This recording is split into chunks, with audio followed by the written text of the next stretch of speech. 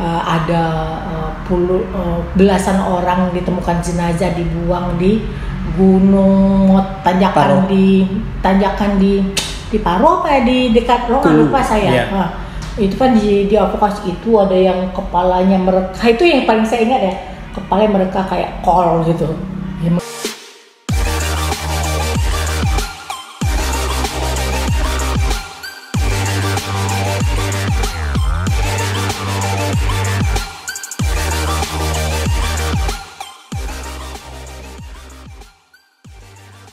Oke, assalamualaikum warahmatullahi wabarakatuh. Hari ini kita akan membahas juga ya, bukan membahas sih sebenarnya, mendengar cerita seberapa pejuangnya dulu wartawan dulu ya masa konflik Aceh untuk meliput berita.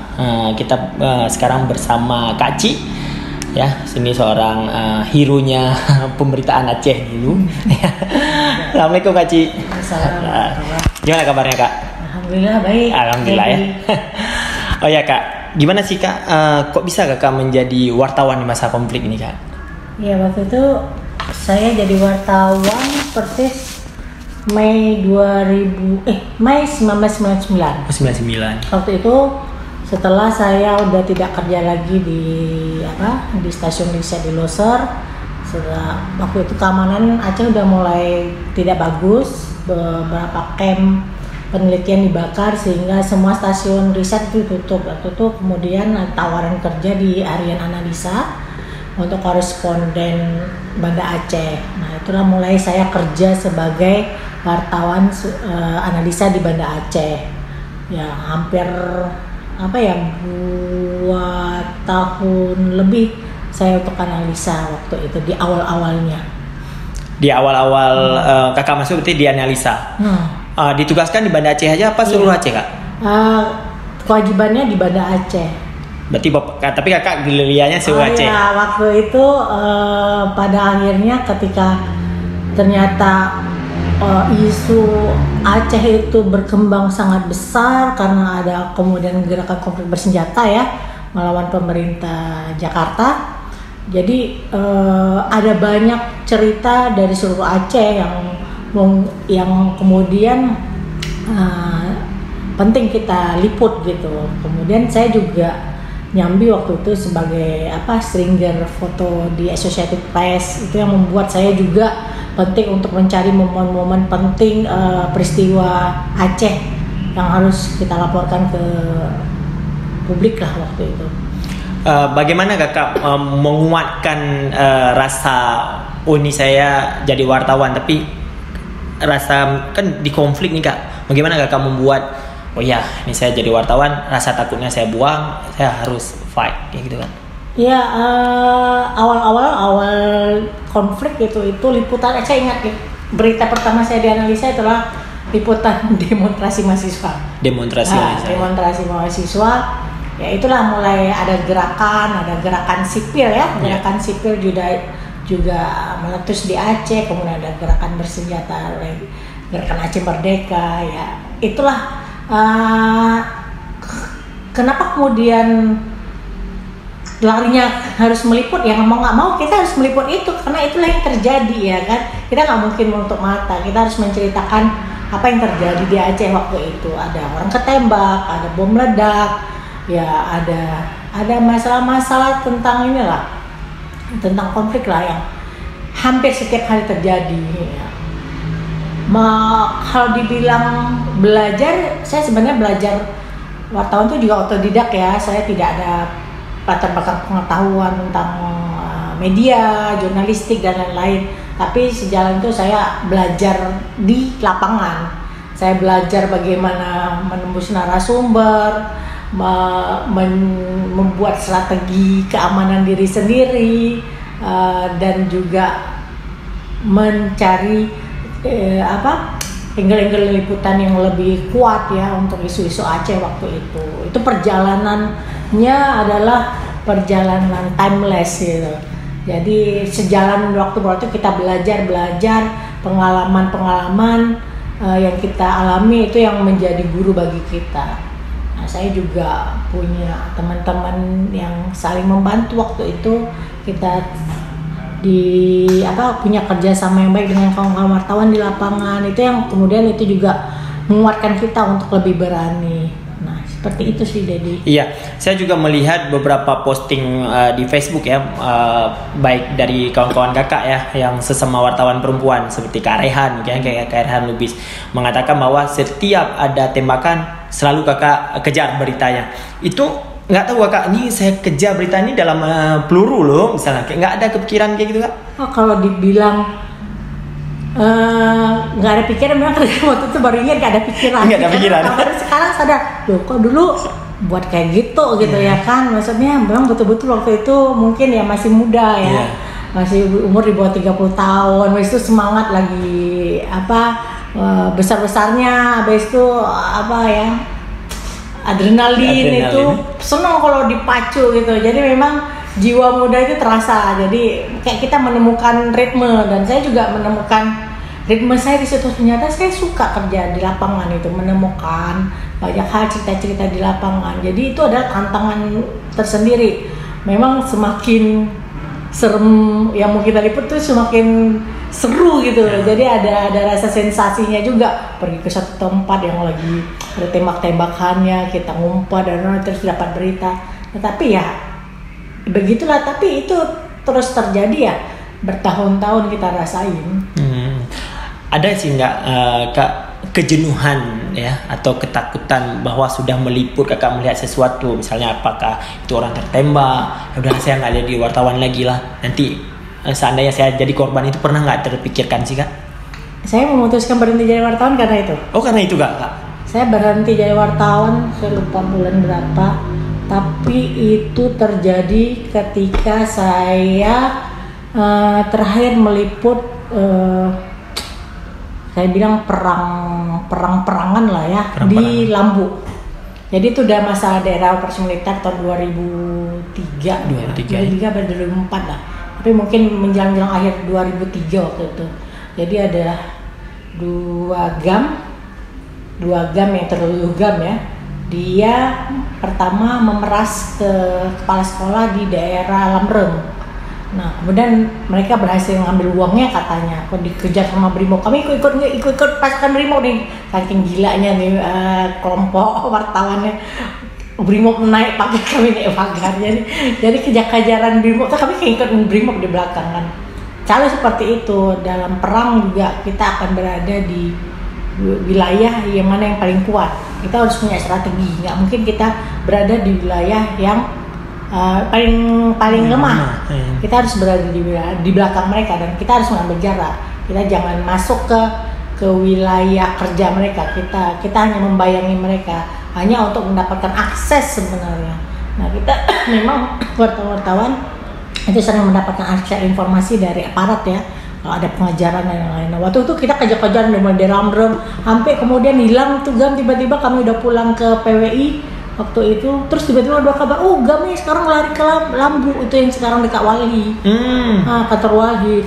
Dia kemudian ternyata masuk ke sebuah rumah yang keluarganya waktu itu baru istirahat siang, anak-anaknya lagi dikasih makan, dan mereka melari ke rumah itu, dan rumah itu kemudian dikepung oleh hampir 500 tentara dan Brimob, hanya dengan membawa tank-tank gitu, gila gitu. Dan kami waktu itu wartawan ngumpul wartawan TV, cetak dan lain-lain, dengan mau meliput proses pengepungan orang GAM yang 2 ini oleh ratusan tentara dan TNI berpakaian loreng dan Brimob. Dalam hati saya waktu itu sebenarnya gila ya, untuk menangkap 2 GAM ini aja yang melakukan perampokan itu harus dikepung banyak orang. Dan memang ada perlawanan, mereka membawa senjata dan peluru cukup banyak katanya, 1 ransel katanya, karena memang tembak-tembakannya seru gitu. Kedengaran kita nggak bisa lihat apa ya, tembakannya 2 arah atau enggak, susah. Kemudian datang tank-tanknya nembakin rumah itu, gila di rumah ditembak. Dalam hati saya, apa yang terjadi di dalam ya, rumah dibombardir sama peluru tank yang gede-gede, apa yang terjadi. Terus sampai akhirnya ya semua wartawan ya kami ngumpul meliput, menjadi kayak semacam ya kelompok hero gitu ya kan. Hai, kami adalah orang-orang yang akan memberitakan dengan kebenaran dengan publik dah. Kami satu sisi ada wartawan, satu sisi ada aparat, satu sisi ada GAM. Ini adalah 3 kelompok yang bagian sebenarnya kok saya bilang ya inilah kita sebagai pemain di dalam konflik Aceh. Ya pada akhirnya mulai tembak-tembak untuk dari asar, mulai jam 3 sampai habis maghrib. Dan saya nggak sholat duhur, saya nggak sholat asar, hanya ikut karena gara-gara mau ngambil gambar-gambar penembakan GAM. Akhirnya perang selesai dan diumumkan 2 orang itu mati. That's it. Artinya apa? Kita wartawan akan mendapatkan cerita 2 GAM mati dalam baku tembak. Apa itu maknanya ya? Iya, secara fakta ya kita menceritakan itu, tapi kita seperti kayak waktu itu di dalam penantian kan lama banget ya. Berarti apa? Artinya kita menunggu si GAM ini mati kan? Karena nggak ada pilihan lain bagi dia. Dia bertahan mati-matian. Dia tidak mungkin menyerah, pasti habis dia kalau menyerah gitu kan. Ya artinya perlawanan habis-habisan ya. Artinya si wartawan menunggu kapan dia mati, artinya mau nggak mau kan. Baru berakhirlah perang itu. Habis itu habis maghrib udah gelap. Kami wartawan dibawalah untuk melihat orangnya. Kok saya 2 atau 3 orang saya ingat. Dan saya melihat mayat-mayat mereka. Hancur? Dibombardir dengan tank gimana? Dan saya lihat udah tercampak satu di kebun pisang-pisang. Itu yang saya ingat banget. Kemudian itu yang membuat malam itu saya bermimpi buruk. Saya bilang, ini gila nih, itu kan dom ya. Itu hanya bagian kecil dari banyak peristiwa yang saya lihat, orang yang angus dibakar tentara, yang kepalanya di kamar mayat. Saya pernah lihat sama Rehan, ada belasan orang ditemukan jenazah dibuang di gunung tanjakan di Paro apa ya, di dekat Rongan lupa saya.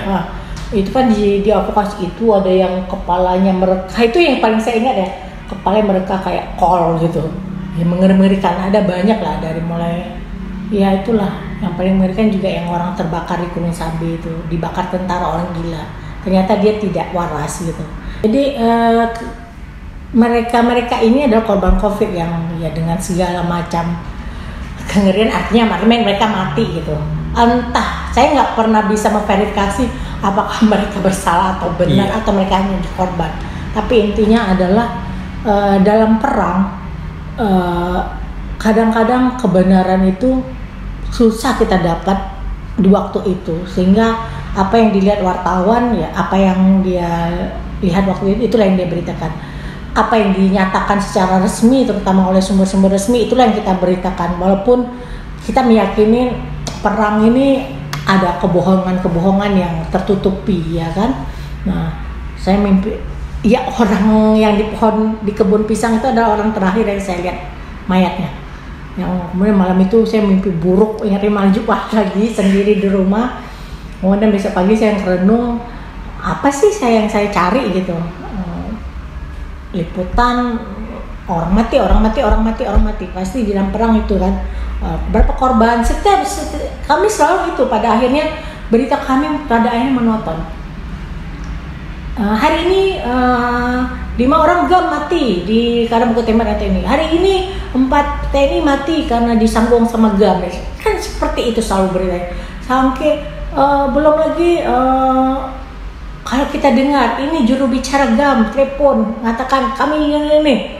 Belum lagi TNI, kita susah memverifikasi karena kita nggak pergi ke lapangan memverifikasi fakta peristiwa yang terjadi di lapangan.